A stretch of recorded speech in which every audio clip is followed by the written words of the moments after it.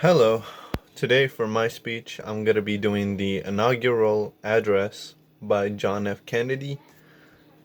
He made the speech when he became president, and he was just kind of telling his ideas and his different, beliefs about what he was going to do in office, right? So, this is the inaugural address. We observe today not a victory of party, but a celebration of freedom, symbolizing an end as well as a beginning, signifying renewal as well as change. For I have sworn before you an almighty God, the solemn, the same solemn oath our forebears prescribed nearly a century and 3/4 ago.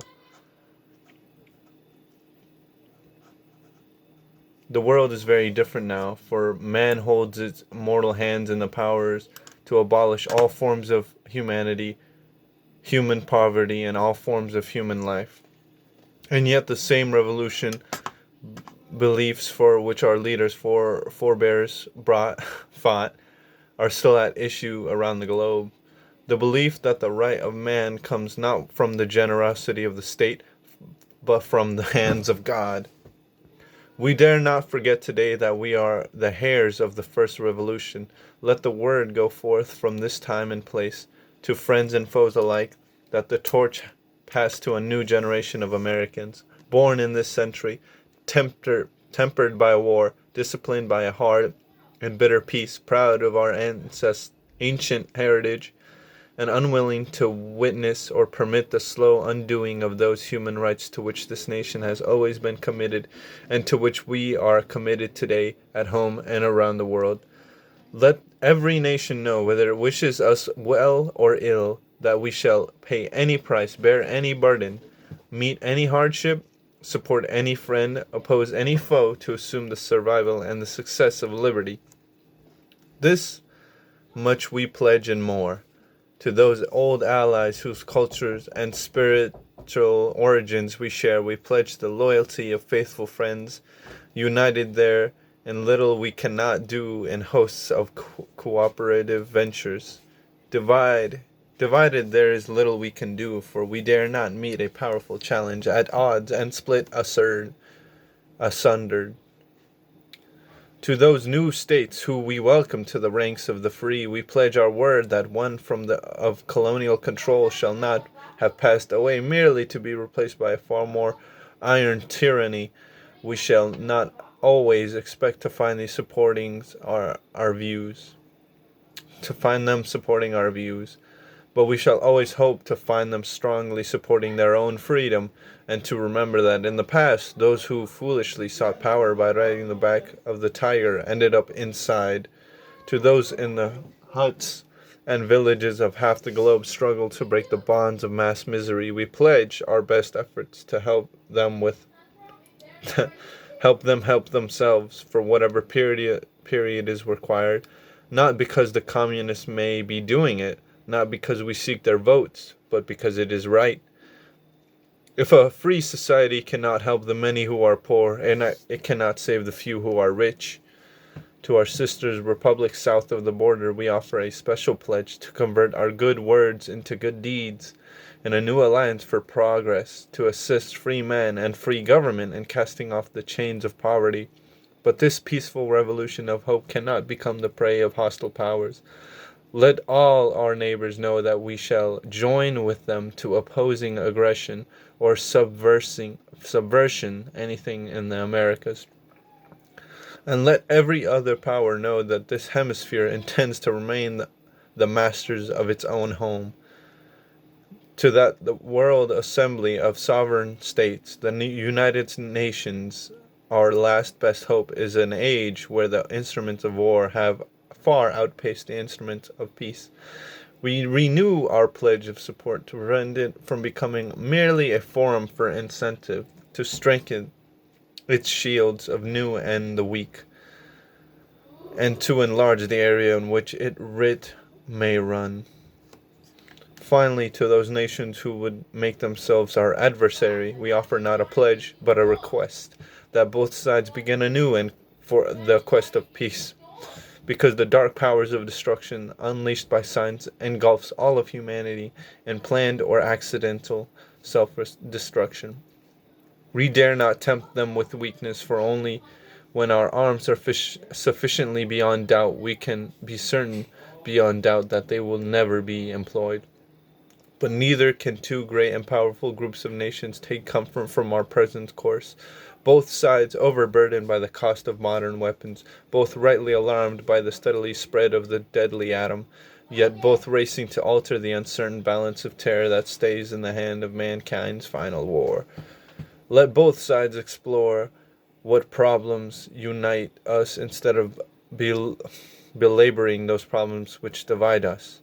So let us begin anew, remembering on both sides that civility is not a sign of weakness, and sincerity is always subject to proof.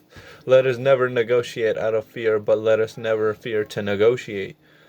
Let both sides for the first time formulate serious and precise proposals for the inspection and controls of arms, and bring the absolute power to destroy other nations under the absolute control of all the nations. Let both sides seek to invoke the wonders of science instead of its terrors. Together let us explore the stars, conquer the deserts, eradicate disease, tap the ocean depths, and encourage the art and commerce. Let both sides unite to heed in all corners of the earth the command of Isaiah to undo the heavy burdens, and let the oppression go free. And in a beachhead of cooperation may push back the jungle of suspicion. Let both sides join creating a new endeavor. No, not a new balance of power, but a new world of law, where the strong are just and the weak secure and the peace preserved. All this not be finished in the first 100 days, nor it will be finished in the first 1,000 days, nor in the life of this administration, nor even perhaps in our lifetimes on this planet. But let us begin. In your hands, my fellow citizens, more than mine, we rest the final success or failure of our course. Since this country was founded, each generation of American have been summoned to give testimony to its nation's loyalty. The graves of young Americans who answered the call to service surrounding the globe. Now the triumph summons us again, not as a call to bear arms, though arms we need, not as a call to battle, though embattled we are, but a call to bear the burden of long twilight struggle, year in and year out, rejoicing in hope, patience in tribulations, a struggle against common enemies of man, tyranny, poverty, disease, and war itself. Can we forge against these enemies a grand and global alliance, north and south, east and west, that we can ensure a more fruitful life for all mankind? Will you join in that historic effort? In the long history of the world, only a few generations have been granted the role of defending freedom in its hour of maximum danger. I do not shrink from this responsibility. I welcome it. I do not believe that any of us would exchange places with any other generation. The energy, the faith, its devotion which we bring to this endeavor will light our country and all who serve it, and the glow from that fire can truly light the world. And so, my fellow Americans, ask not what your country can do for you, ask what you can do for your country. My fellow citizens of the world, ask not what America will do for you, but what together we can do for the freedom of man. Finally, whether you are a citizen of America or a citizen of the world, ask us here the same high standard of strength and sacrifice which we ask you, with a good conscience, our only sure reward.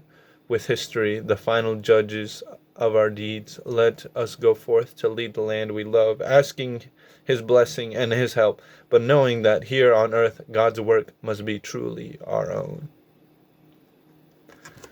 All right, that was the whole speech right there, and the speech brings a lot of interesting points about the time, especially with the nuclear arms race, which was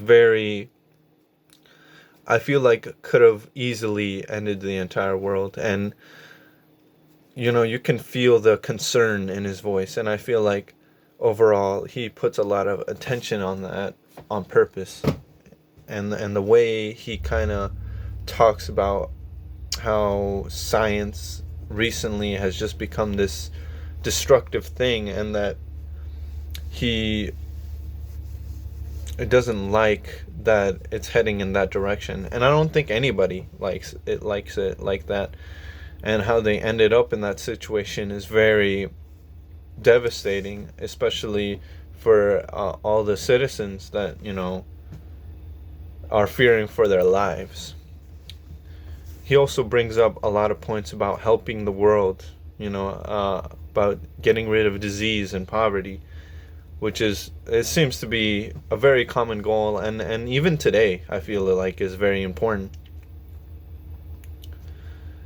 I think it's a very important point because if you have the power to help, you should definitely help and protect the weak, as he mentioned. To me, all these points are very important and make sense since he will be running this country. But more importantly, I think it just shows what his beliefs are and what he wants to focus on. He's not worried about the economy. He's not worried about